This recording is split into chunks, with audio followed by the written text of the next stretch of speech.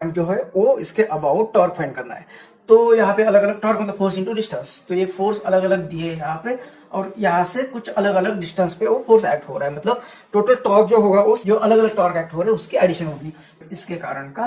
Torque find करते हैं। तो टॉर्क क्या होता है, फोर्स इंटू ये परपेंडिकुलर डिस्टेंस। तो फोर्स कितना अप्लाई कर रहे हैं हम, 15,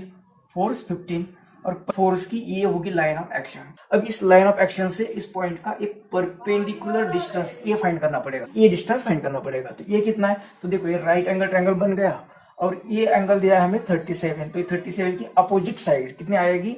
ये हाइपोटेनस जो होगा इसका साइन थीटा, तो ये दी है 6 सेंटीमीटर, मतलब 6 साइन 37 15 इंटू 6 साइन 37 होता है 3/5 3/5 प्लस अब टॉर्क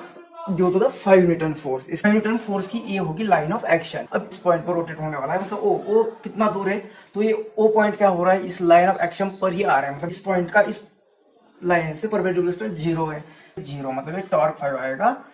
0। तो अब इस तरह से torque due to 10 newton force, मतलब ये 10 न्यूटन फोर्स इस डायरेक्शन में आ रहा है, तो ये होगी उसकी लाइन ऑफ एक्शन और ये होगा ओ, तो उनके बीच में परपेंडिकुलर डिस्टेंस कितना दिया है 4, 10 न्यूटन इंटू 10⁻²² आ जाएगा। तो यहाँ पे भी हमने नहीं कंसिडर किया था, तो ये भी न्यूटन मीटर में लिख देते। और यहाँ पे जो फोर्स एक्ट हो रहा था इसके कारण ये बॉडी कैसी होगी, जो भी है इस डायरेक्शन में यहाँ पे फोर्स लग रहा था, तो इस बॉडी को इस डायरेक्शन में टर्न हो गया एंटी क्लॉकवाइज, एंटी क्लॉकवाइज मतलब ये पॉजिटिव, इसलिए साइन 10 न्यूटन मतलब इस डायरेक्शन में। तो ये जो बॉडी होगी इसे इस डायरेक्शन में खींचेंगे तो ये बॉडी ऐसे रोटेट हो गया, ऐसे मतलब ये क्लॉकवाइज। तो क्लॉकवाइज के लिए हम क्या करते हैं, हमने कहा है कि माइनस साइन दे देंगे, तो ये आएगा -40 न्यूटन मीटर।